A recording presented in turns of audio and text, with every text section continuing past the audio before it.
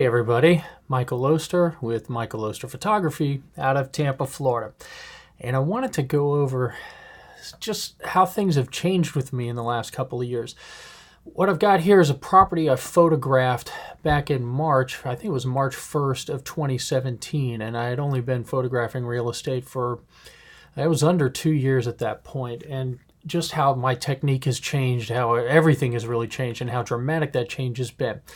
So back then, I was using a Sony a6000, which is a great little camera, and you can pick them up for next to nothing now, and they are extremely capable. And I have one that I keep as a backup right now, but I was using a Zeiss Loxia 21 millimeter. It's a prime lens, all manual. And it is an amazing piece of glass. It will work on an FE, a full frame, as well as a crop sensor. And I have that thing sitting here collecting dust now because I have the Canon tilt shift, so I don't need this Zeiss. But you talk about a fantastic piece of glass. So mated to a Sony a6000, phenomenal. This home I photographed in a place called Lake Jovita in Pasco County.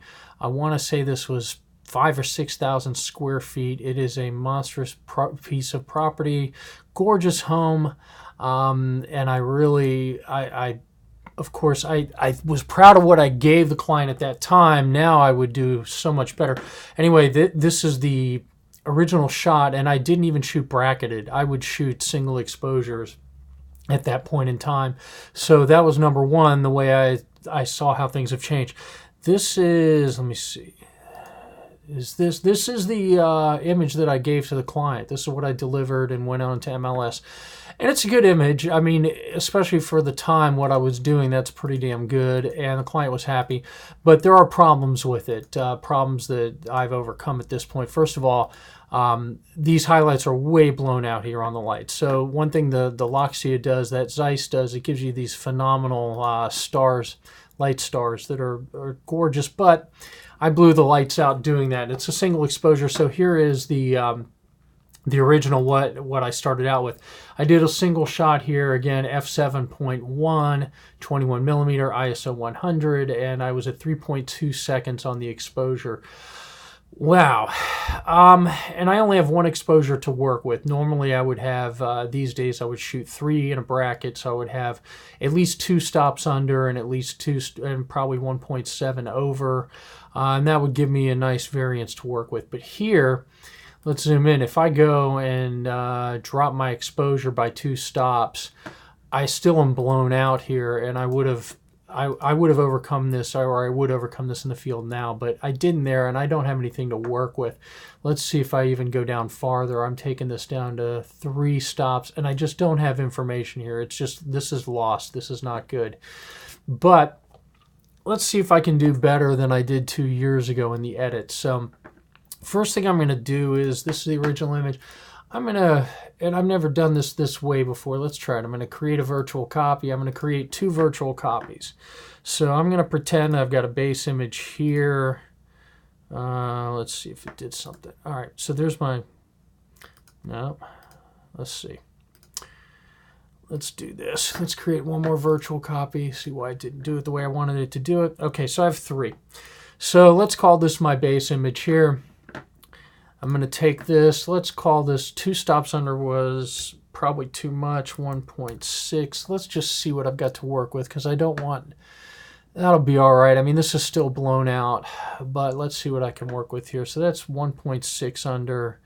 We'll call this the highlights, or the shadow one. I'll boost this up. Let me get out of here. Let me see how I'm going to do this, because I never have approached it this way before. And this might be a good way to approach if you have a single exposure, how you can work with it. So first thing I'm going to do, like I would do anything else, let's check the white balance. 5100, -18. I'm picking something that's a neutral color here.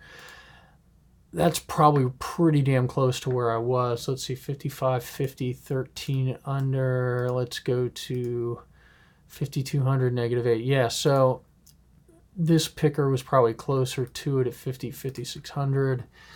That's closer to where it was at that time. It was probably just right around sunset. I want to say maybe a minute or two before. I don't know. I'm guessing on that, but it was a little before sunset. Doesn't look quite like a twilight sky. But what I'm going to do is I worked white balance, so I'm going to bring down the highlights, pull up the shadows. Again, if I bring the highlights down all the way, that's fine, but I have no detail in these lights. I've blown them out, but hey, that's what I have to work with. So let's work with it. Detail with this. This is such a sharp lens. And for whatever reason, again, my Lightroom is defaulted at 40. I can live with 40 for this lens. That's really, really sharp. Let's mask it out because there are things we don't need to sharpen up, things in the sky, things in the walls. So I'm masking it at 63. Good for me. Noise reduction for this camera, and it is a bit of a noisier camera even at ISO 100. So let's take it. I've got noise reduction of 10. That may be too much. Let's take it to 8. Give that a shot. Remove chromatic aberration. We're going to enable our lens profile, and for whatever reason, sometimes the Zeiss doesn't show up, so I have to drop down to Zeiss. And that gives me my lens corrections for that particular lens. Go to auto here, and this is going to check my verticals, my horizontals. That's pretty damn good. Okay. Nothing else I need to do with this shot. So what I'm going to do is I'm going to take those three, I'm going to synchronize them. So now everything is the same on all these three shots. That just jumped over. I know why it did that, but I want you here. Fine. Okay. So I'm going to take this secondary shot here. I'm going to take it down 1.6. So that's underexposed. It's going to be my underexposed shot. I'm going to take it way down. This one here, I'm going to bring up 1.7. Things are kind of blown out. That's okay for what I want to do. I'm going to bring the shadows again. I'm going to treat this as if it is my 3-shot bracket. So I've got these three. Let's bring them into Photoshop. And again, I'm pulling this off a very old external hard drive, a 5400 RPM.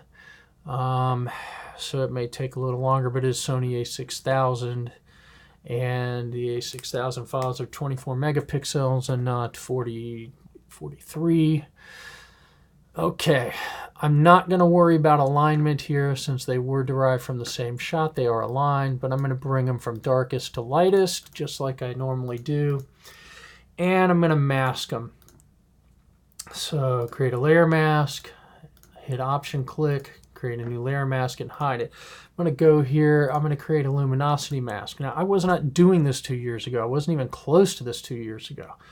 So just to show how I've changed my technique and it's continuing to evolve, I'm going to deselect this mask. I'm going to modify it. Again, I want to protect the highlights as much as possible so that they don't get affected, and then everything else I'm okay with for now. I'm going to activate that mask, come back out, go here. Now I've got marching ants. I'm going to Command Shift invert the mask, so I'm protecting the highlights and working everywhere else. Going to go Shift F6, and I'm going to feather that mask.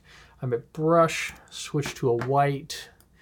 Let's go to 8% on the opacity. I want to hide the mask. 8%, let's click you out. Let's start brushing in my normal, or my my normal mask, or my normal frame. So I'm brushing in the brighter image on top of the darker one. Already it's giving me some better depth. Picking up some, let me go back out of this because I don't want too much of that sky. Let's go down to 4%. Just going to start picking some of this up. Picking up some of the yard, not too much. Make sure I'm, And when I just look back at this, I think, my God, I have really changed what I do. So let's see.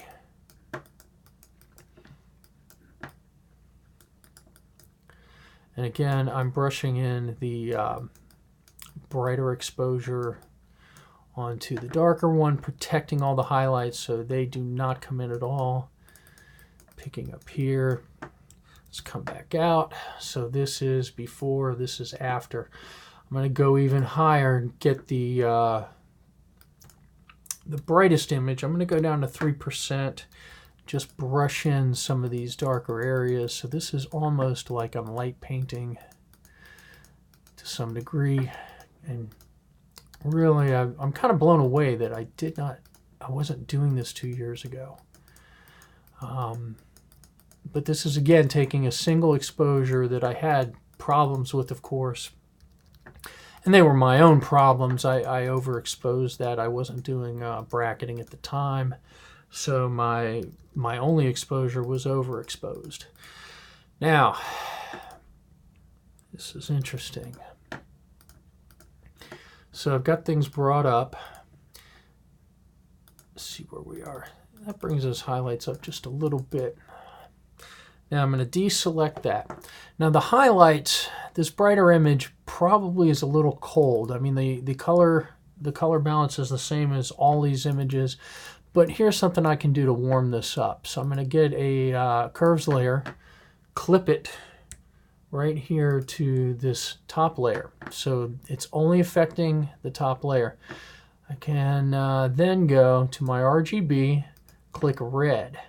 So I'm only boosting the red channel. And I can actually boost this just a little bit. Not much, but that's going to warm it up a little bit. And then I can come here to the blue channel and drop it just a little bit. And that's going to do the same thing. And actually dropping the blue looks better than boosting the red. So what I've done is, in a roundabout way, I've just cleaned up or warmed up that brightest exposure. Let's come back out. I'm going to come here. You know, normally what I would do is I would boost this a little bit. Let's see what I can do. Bring a curves layer in here just to make the transition from the brightest parts to the darker parts a little more natural. I don't have to clip this, but I'm going to bring this up just a little bit. Go back in here to the channels, reactivate the luminosity mask, come back here, and I'm back on the curves mask.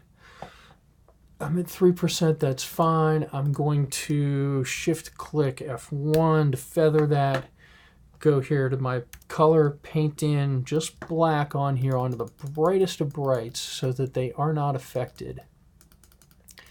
So I'm taking, if you were thinking about audio frequencies, and since I'm an audio engineer, I think about audio frequencies even when looking at light. So these are the crispest, highest frequencies. I've got my mid-highs here, and I want the transition to be more natural between them. So let's hide this.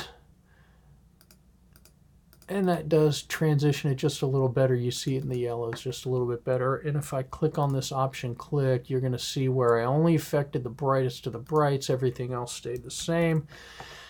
And I can drop the opacity so this clip, or so this curves layer is not affecting everything 100%. And this whole thing's a little bit dark, but it is a twilight, so twilights are technically a darker time of day. So yeah, I want it to be a little dark anyway. I'm going to deselect. I'm going to Command Option Shift E to flatten it to a new layer above, and this is just for a little bit of cleanup. I don't think I have any sensor dust here of any consequence to worry about. Let's pull in a curves layer and check it. This is just to brighten everything up just so I can see better. Give a little more contrast just to see if I've got anything floating around. With the crop sensors, I had less of a concern with sensor dust. Smaller sensor, less of an area to get sensor dust on. It happened, but not too terribly often. This isn't bad at all. I'm not seeing anything that concerns me. So get rid of that curves layer. Just drag it in the trash. I've got a, and this is something I didn't even do in the last image that I delivered. I left that, and I can't believe I did. This is a simple fix. Get rid of the alarm sign. So I'm going to use my, you can hit S or click on the clone stamp here. I'm at 100%. Let's see what that does. I'm going to grab some of this. Oh, let me go back in. I'm going to grab some of this bush here. Just start cloning out. Sorry, and clone out that sign. Very, very simple. So before, after, a little bit here. You can't tell. Let me go here and go to J to my spot healer. Get rid of this. Get rid of that. This looks like it's probably a sprinkler head. I probably should have left it. Let's leave it. It's real estate. For a commercial shoot, I'd get rid of that. That's probably a sprinkler. We'll leave it. Go back here. Just quickly check things. Pull back out. The yard was nice, freshly clean, manicured, so I don't have to worry about any problems in the grass. All right, I'm going to go with that. Next thing I want to do is color correct, because these yellows are way too orange, and they just look kind of nasty. So I can clean that up, make them look a little more natural. Go to color, I mean hue saturation. I click color, I put it in a color mode, and I click on some of this orange and just bring it back a little bit. That tones it down, but what I really want to do is shift that orange to more of a yellow color, and I do that by going up here to the hue, just bringing it over by about 5 or 6. And then when I adjust this, you see that that orange has become a little more yellow. Now it's also affected the yellow parts in there and turned a little more green. I don't necessarily want to do that, but I'm on a layer mask and I'll show you how to fix that. So I'm going to click back on the mask, hit invert, go back to my brush, invert that color, go to 3%, let's go to 8%. So what I want to do here is I'm brushing out the orange, or brushing the most orange areas out and leaving in the yellow areas, which are fine, just to get rid of some of that thick orange goopy mess. Okay, that door is red, believe it or not. So I did pull out some of that orange off that door, but all right. So what I'm doing is I'm fixing a lot of these colors, a lot of these problems. Everything else looks pretty darn good. Next up, I've got some blue cast in here from the sky. I can get rid of that on the ground because that blue is showing up in place I don't necessarily want it. So I do that again with the hue saturation layer. Go switch that to color mode and just click on something that I know is blue. Great. And I'm getting a text. Okay, let's go back here and invert that because I don't need it all gone. Click brush. My flow is at 38% for some unknown reason. Let's take it down to 8%. Just brush here on the non-sky areas and get rid of that blue hue. That's good. I'll click it off of the house in some areas too, because some of these things will show up a little blue. I don't necessarily want them to get that blue cast. It's actually not bad. I'm going to deselect that. From here, the sky I could work on. I don't necessarily, you know what, let's see what we could do. Let's try to create a mask with the sky. We're going to create a luminosity mask, but to do that, I want to go to the blue channel. Blue channel is going to give me the most contrast, obviously, because I really want to work on blue colors alone. So let's click on that blue, highlight blue, click on a new mask. It's going to show up as alpha 2. I want to deselect that. I'm going to that's Command D to deselect, Command M to modify it. Let's see if we can get more contrast out of this bad boy and work that sky. Okay. That is not bad. That's going to help me out quite a bit. So I'm going to click OK. Now, it is affecting the sky. It's affecting the house too, but I can fix that. So I'm still on the mask. I'm going to go here to the lasso tool here, polygonal lasso tool, and I'm just going to click around, select the parts here. That's my stomach growling. That means it's lunch. Select around the house, and there's a method to my madness. it gave me a pretty darn good, there we go. Yeah, I definitely did not do this 2 years ago. So what I'm doing is I'm going to try to mask out the house, the bushes, and everything else and leave the sky. And this gave me a pretty good way to do it. And I'm not going to replace the sky. I'm just going to work what I have. And I could replace the sky. There are tons of videos how to do it.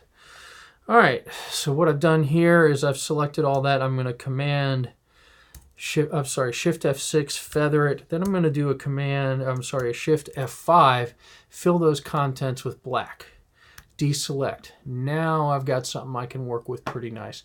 Again, I'm going to modify this because I really want to bring up the sky, bring down the shadows, just so I get a good mask to work with because I want only the sky. Click OK. Now I've got that mask to work with. Let's see what I can do with this sky here because it's looking kind of dull and lifeless. Good. Let's activate the mask. I'm going to go back, activate the mask, come here to layers, to my normal layers. I'm going to click F6 to feather it by 1 pixel. I'm going to create a curves layer over here. Now the mask is already highlighted, so my mask is activated. This is only affecting that one layer, and I can work this sky a little bit. So I'm bringing this up, make the sky look just a little more lifelike. I know my yard is a little dark, but that's okay. So I got something better with the sky here, and I can tweak this a little bit more. In this case, I'm going to work the blues. Ooh, just work the color of that sky a little bit. Again, I'm messing around with this to taste. And I'm going to pull back on that just a little bit. It doesn't need to be that full. So here's before. That sky looks dead. Here's after. Much prettier sky. Okay, I'm going to bring it back just a little bit more. There's a method to the madness here. So if I was going to deliver this at this point, there are a couple more things I want to tweak. Actually, you know what? Make sure everything's deselect. I'm going to bring up another curves layer because I want to brighten things up just a little bit. There we go. But I don't want to brighten everything up. This is going to give me just a touch of contrast. So these lower shadow areas, I'm not pulling them down. I'm just not allowing them to go up much higher. So again, before, after. Let's see with my sky that works. What I'm going to do now is I'm going to make sure I protected my highlights again. I'm going to create a new layer or luminosity mask very quickly. Deselect that, modify it like I did before. Just grab my uppermost highlights again. This I did here just to make sure that I didn't have any cloning problems. I shouldn't have here, but I'm going to activate the mask, come back. I'm doing this extremely quick. Go back onto my curves layer, feather it by 1. Go to my brush, brushes at 8%, flip it to black, and again, I'm just going to paint out these super highlighted areas that are already blown out and don't need to be blown out anymore. So I'm going to brush them out, hide it. Let's go back to the mask and make sure I was doing the right thing. I was. So deselect, go back here. It may be a little bright, so I'm going to pull this down. Okay, let's flatten this. I'm going to bring out my guides, and I'm working super fast here, but I'm going to bring out my guides. It's going to be hard to tell on that side of the house, but let's zoom in. I've got one side to work with. That is really close, off just a nudge. I'm going to go Command All, Transform, Skew, come up in here.